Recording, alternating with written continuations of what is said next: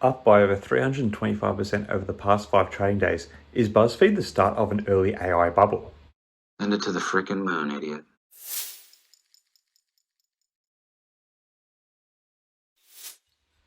Hi again everyone, hope you're all doing really well. In the past week and in year-to-date terms, BuzzFeed ticker symbol BZFD has been one of the strongest gainers on the stock market. Much of it has been inspired by recent connections and deals with the likes of OpenAI, the organisation behind ChatGPT, and Meta, i.e. Facebook. But I have a feeling the 430% gains the stock has seen in year-to-date terms, not to mention the 325% in the past 5 trading days alone, might be an inflating of a bit of an AI bubble around the stock and the AI sector in general. There is a little bit to talk about, so let's get straight into it. Starting with, we're going to talk a little bit about the recent trading activity of BuzzFeed's stock price. As you may know, shares of BuzzFeed soared on news that the digital media company plans to use OpenAI to power some of its content creation. The stock jumped 120% on Thursday and a further 85% on Friday, giving BuzzFeed a market value of close to $540 million. This has been the stock's greatest 2 gains since it went public via a blank check company merger in December 2021. The news sparked a trading frenzy with more than 190 million shares changing hands both on Thursday and Friday, so there is clearly a lot of excitement here. So while the news of the BuzzFeed plans to use OpenAI may have caused a spike in its stock price, it is important to remember that this is just one piece of the puzzle when it comes to evaluating the company's worth. As a Bank of America analyst noted, BuzzFeed is more of a show me story at this stage in the company's life cycle. In other words, while the announcement of the partnership with OpenAI may be exciting, it's important to wait to see how the partnership plays out before making any conclusions about BuzzFeed's future. And as such, whether the recent good fortune to its stock price is entirely rational. Now, let's talk about some of the potential problems for BuzzFeed with the AI approach. One of the main concerns is that the use of AI in content creation may exacerbate the problem of bias and sensationalism in BuzzFeed's content. As is being found out, the quality of AI generated content will depend on the data the models are trained on and the parameters set by BuzzFeed.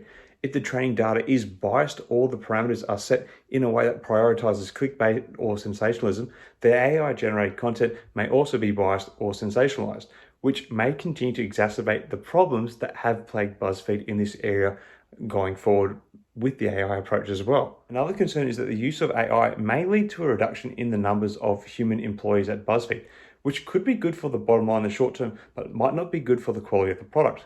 While AI can help to generate a large amount of content, it may also lead to the elimination of jobs for human writers, editors, and I guess other content creators. This could be a problem not only for the employees themselves, but also for the quality of BuzzFeed's content. Additionally, the use of AI does not change the fact that BuzzFeed's content is created and curated by humans. The company's editorial team is still responsible for deciding which stories to publish and how to frame them. If the editorial team is not diverse or does not have a wide range of perspectives, the content may still be seen as skewed or politically isolating, as it has been at times in the past.